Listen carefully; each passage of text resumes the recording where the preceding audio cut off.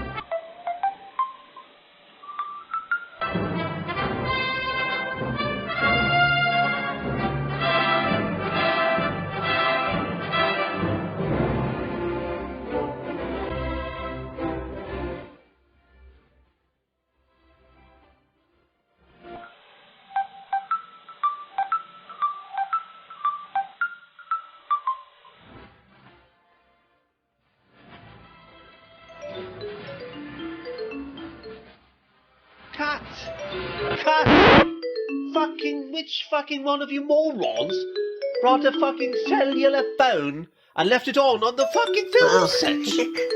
Sorry, guys. Yeah.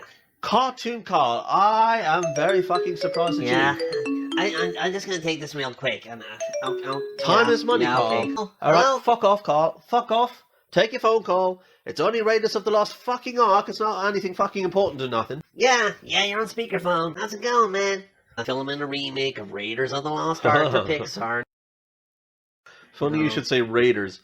That's kind of why I'm on the phone to you. Tomb Raider. You remember Tomb Raider 1996? I understand you're busy, you gotta get your camera fixed. No, That's you're cool. not interrupting much. It's just could be my career. Yeah, okay. Yeah, we won't wait up. Alright, gotcha. Okay, Carl. Take care of yourself. Oh, see you later, buddy. Alright, I'll get back Thanks, to you. bye. Alright, quiet on the fucking set. Quiet. Shut the fuck up, motherfuckers. Right. Carl, in this scene, you're going to be running from a boulder, but our CGI fucking budget has run out because you're an expensive visage, my friend. So that's a real ass fucking boulder. You better get running. Hey, you know what? Man, screw this. And lights. I don't get paid enough for this fucking running from boulders Camera. and shit. Yo, Motherfucking action. Yo, hit die, go up on the speed dial. Let's do Tomb Raider! VRified Games. Hey guys, how's it going? Cartoon Carl here, back again with another tutorial. How y'all doing? Alright. So, I've been missing. You ain't seen me. It's because my camera's been broken. What you gonna do? So I have to do a few animation jobs just to kind of afford a new camera, but anyway, that's enough about me. Yeah, I know you're all here for me. Stop it. But that's enough about me. Let's talk today about Tomb Raider. So, y'all want to play Tomb Raider in first person? Okay, doable. You want to play it in VR? Also doable. Goddamn miracle worker. Okay, so if you were to compile this by yourself, it would actually take quite a lot. You would need to get the OpenLara source code. You would also need to get a PlayStation 1 copy of the game. You'd have to decompile it, extract all the data, and recompile it as a PSP game. Yeah, this tutorial will be longer than the actual gameplay video. So, with that in mind, what we've actually done is we've streamlined the entire process. All you gotta do is go to the link in the description, download it. That's it. If you want to play it on PCVR, you need to download the link in the description. Alright? That'll take you to the Dolphin VR website. Now why is that? That's because the developer also developed PSPP VR originally for the PC back in 2016. Now this is an older version of emulator that he got VR into, and it hasn't been updated since 2016, so there are bugs present that are not present in present day PPSSPP VR, which I might add, the standalone version is based upon. So, this might sound odd, but the standalone version is better than the PCVR version. Go figure. Okay, so first of all, go to the link in the description, download it. Alright, install PPSSPP VR, open it up, go to browse, go wherever you downloaded your VR files. Alright, that's it. Press play, you're good to go. Okay, so some settings that are specific to the PCVR version. Okay, so once you're in game, hit the escape key. That'll bring up your menu. Alright. Go to game options. Alright. Scroll down until you see units per meter. Okay. Now you're going to see that says 1.0. Alright, seems fair. That's not what we want, okay? We want corrected world scale and we want positional tracking. So in order to do that, we need to adjust it.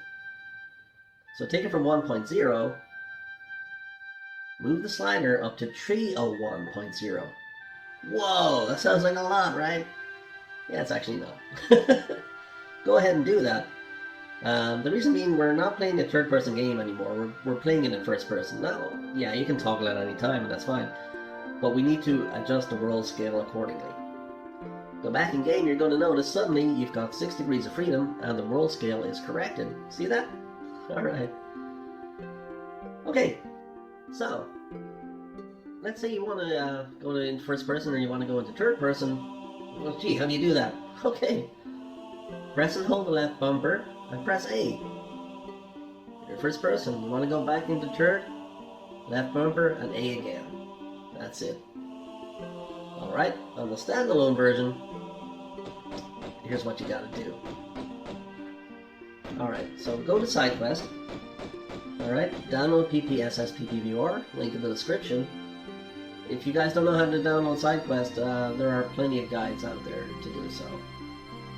Alright, if I go through it, this guide's going to be super long.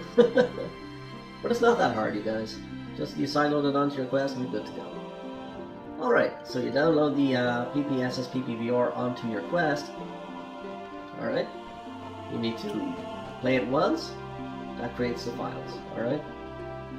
Okay, now take your USB cable, hook it up to your PC, and explore your Quest. Alright, you'll get prompts inside the headset, just hit OK, it's fine. Alright. So once inside the Explorer, search for a folder called PSP. Okay, you got it? Okay, open that up. You might see a folder in there called Game. If not, create one. Okay, go ahead, open that up. Now, go back to your Tomb Raider VR file that you downloaded earlier on. Okay, copy the contents, paste it in. That's it. Press play, you're playing Tomb Raider in VR. Okay, so on your standalone, let's say you want to go into first person or third person. Again, you can toggle just like the PCVR version. Okay, in this case, hold down X. Press your right trigger. Okay. And obviously it's the opposite if you want to go back into third. That's it. Now, unfortunately, there's no 6 degrees of freedom. There's no way to adjust the world scale. But it looks okay. It looks fine, and it plays great. Imagine it's like a Gear VR kind of Oculus Go experience. That's what you got here. Nothing wrong with that, right? Alright, so I'm going to do my best Weatherman impression here. Okay, and we're going to go over the subtle differences between the two. Alright. So on the left-hand side of the screen, you got the PCVR version. On the right-hand side, you got the standalone version. Okay. So right off the bat, you're going to notice a slight difference in color palette. Okay. That's because the PCVR version here, it had some bells and whistles attached thanks to the Open Lara project. It looks that much better. Whereas the PSP version over here, it's more faithful, I would say. It's more like playing the actual PlayStation version of the game. Like, that's how it looks. So, plus and minuses for both. There. Alright. For the standalone version, culling is a little bit more excessive. Alright, whereas in the PCVR version, you can see your models, you can see your hands, you can see the guns. PSP version, you cannot. You cannot. They're culled. And that's just down to hardware limitations, I would imagine. Okay. Obviously over here, we've got positional tracking. Bonus points for there. Now, you do not have that over here, but it's still a worthwhile experience, guys. It's Tomb Raider in VR. Did we ever think we would get that? I sure as shit didn't. Alright, that's pretty much it. You're now ready to experience Tomb Raider on your standalone device, also on your PC. Okay, see y'all in game. What's up, player? Yeah. Living the... Into my home. I'll take you on a guided tour. Man, what the fuck is wrong with you? Oh man, Ed, I'm so sorry, man. I'm just so excited. Man, fuck you. Oh man, Ed. Oh, okay, I'm sorry. Do your intro. Motherfucker. Alright, it's Ed the Living Dead talking here, coming at you live, VRified Games, blah blah blah. Daigo's here. How you doing, Daigo, motherfucker? Use the D-pad to go into the music room. Hey Ed, how's it going? Fuck you, man. Okay, let's do some tumbling. Press the jump button. Anyway, what's got you so messed up? Oh Ed, you don't understand, man. You do not understand. Of course I don't understand if you haven't explained shit to me. Oh man, Ed. Okay, so for the benefit of Ed and everyone watching, people of my generation and older, okay, we come from a generation of dreamers, let's say. Huh? Yeah. Okay, let me explain. This iteration of VR that we're all enjoying right now, that wasn't the first iteration in terms of trying to commercialize VR. Oh no? No. There was an earlier push in the early to mid-90s for VR, and the way it was sold to us. The main hall. Sorry about the crates. I'm having some things put into storage and the delivery people haven't been yet. By the year 2000, we would all be in VR. We would be jacked in, was the phrase used to coin Lawnmower Man. That was the promise. And we all bought into it. It was a real thing. You see, in the arcades there was virtuosity that you could go in. You could strap on this giant, I don't know how to describe it. It's like a toaster oven you put on your head, man. This is this huge thing. There was even a clamp on the back of it, so... Run up to a crate, and while still pressing forward, press action, and I'll vault up onto it. Okay, you've got this big, huge, giant thing on your head. You're walking on a treadmill, and you've got a motion controller. And there was games like Dactyl Nightmare, and everything was like low poly, Vauxhall graphics, 30-degree field of view. But let me tell you, in the early 90s, this was cutting edge, and it was unbelievable. You had previously played 16-bit games. We were coming into the 32-bit era. We weren't quite there yet, but we were seeing footage. And man, you strap this thing on your head, and you were inside these video games you used to play. Oh boy, let me tell you. This used to be the ballroom, but I've converted it into my own personal gym. What do you think? Well, let's do some exercises. We were the generation of dreamers. The promise of VR was there. We were hooked. We were sold. I don't actually run everywhere. When I want to be careful, I walk. Hold down the walk button and walk to the white line. Thanks to movies like Lawnmower Man, Johnny Mnemonic. With the walk button down, I won't fall off even if you try to make me. If you want to look around, press and hold the look button. Then press in the direction you want to look. The cyberpunk genre. VR was everywhere in the early 90s.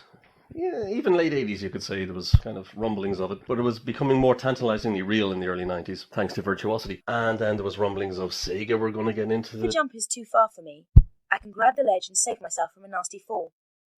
Walk to the edge with the white line until I won't go any further. then press jump immediately, followed by forward, and while I'm in the air, press and hold the action button. If I do a running jump, I can walk to the edge with the white line until I stop. Then let go of walk and tap backwards to give me a run-up. Press forward and almost immediately press and hold the jump button. I won't actually jump until the last minute. Only recently we have discovered renders of the Sega VR headset. Right, this is a really big one. So do a running jump exactly as before, except while I'm in the air, press and hold the action button to make me grab the ledge. Which was in development for the Genesis system way back in the day. It never saw the light of day. Atari Jaguar was also going to get into the VR thing before that went bust. So commercial VR was almost a thing, like 2 decades before it became a thing. Okay. Yeah, so all throughout the 90s, we had this in the back of our minds. Oh my god, we're going to have VR one day. It's going to be freaking amazing. And, you know, PlayStation came along, Saturn came along, the 32-bit era consoles came along. Try to vault up here.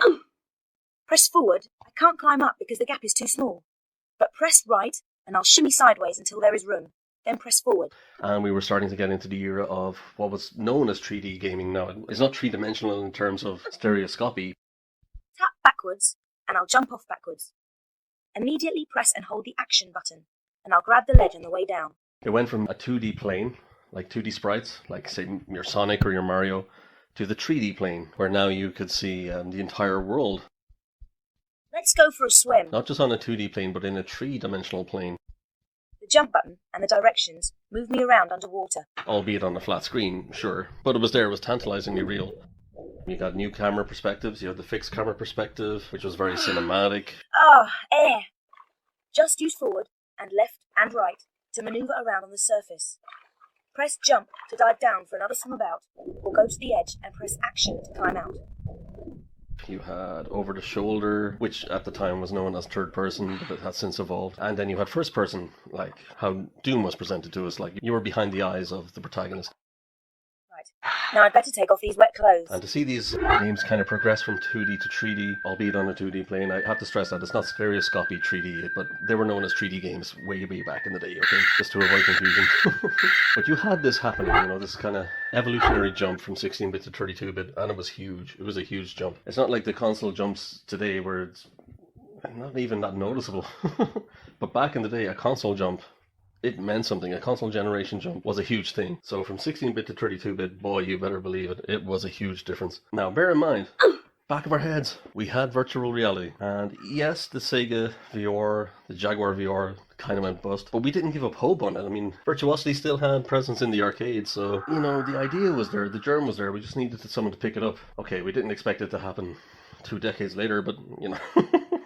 Anyway. Got a bit sidetracked. Okay, so back to what I was saying, yes. So, early 90s, VR kind of happens, kind of fizzles out.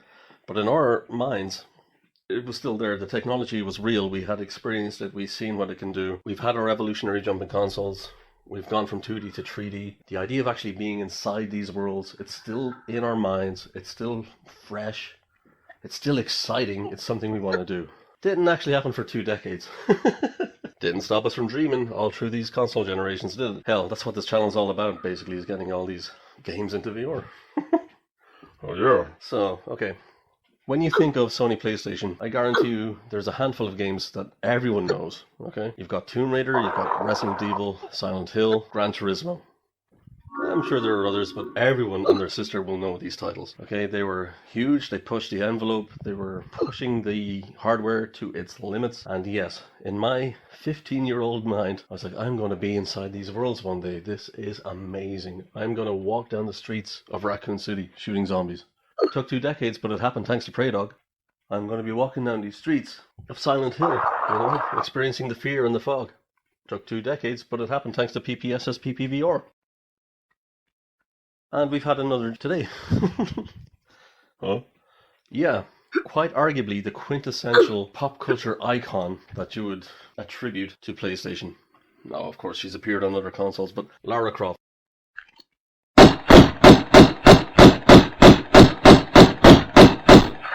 In 1996, 1997, 1998, you say PlayStation, you say Lara Croft.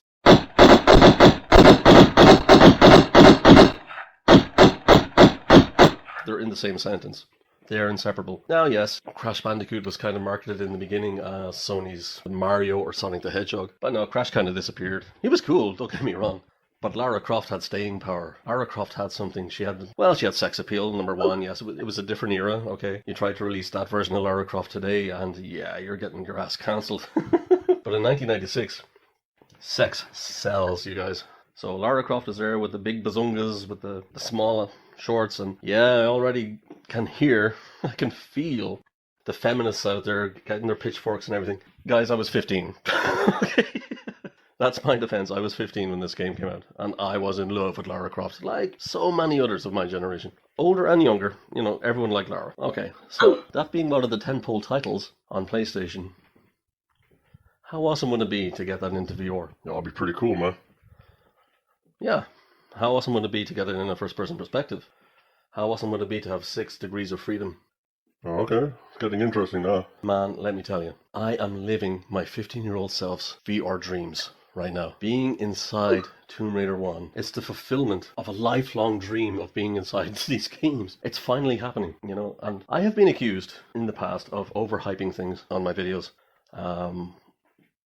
Well, first of all, I'm not hyping anything because that would kind of insinuate that I'm selling something. I'm not trying to sell you anything. If I seem genuinely excited, it's because I am genuinely excited. I can't contain myself. I am so happy to be inside these games. To be inside Half-Life 2, to be inside Resident Evil 2 and 3, to be inside Silent Hill, to be inside GTA, to be inside all of these games that I grew up with. That so many of us grew up with. That so many of us from the 90s and onwards, with that germ of an idea that VR would one day be in our hands. Yeah, I can't help but be excited. It's happening now. So, okay, let me explain a little bit what's going on here. This is actually based on the Open Lara project. Now, what is the Open Lara project?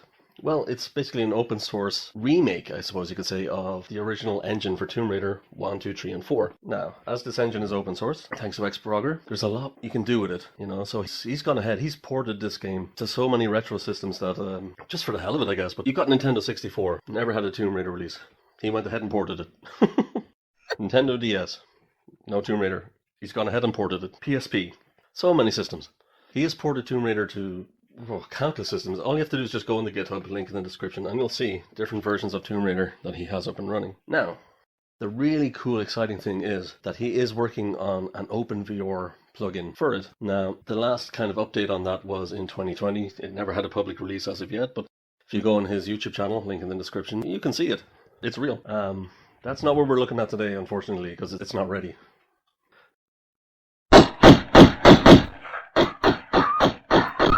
But the promise is there, you guys. He has inverse kinematics. So what that means is, if you've played the Doom 3 modification, Fully Possessed, or Quest Doom 3, you will notice that you've got arms, and they move in a very realistic way. Well, that's all mathematical. I mean, the only things that are actually being tracked is the headset and the controllers. So everything else is kind of guesswork, like where the elbow is positioned, where your wrist is positioned, all of that kind of good stuff. That's called inverse kinematics. Xprogger, he does have that implemented in his OpenVR fork of Tomb Raider 1. Still hasn't been released in 2 years, but man, I cannot wait for that. So, as I'm very impatient, I've took it upon myself to get it into VR. How did I do that? Well, through emulation. Now, it was actually trial and error. The first thing I tried, and it's long-winded, but I'm going to go through it anyway.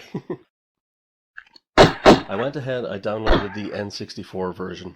Got all the files, followed all the instructions, made my N64 ROM version. It's there. Got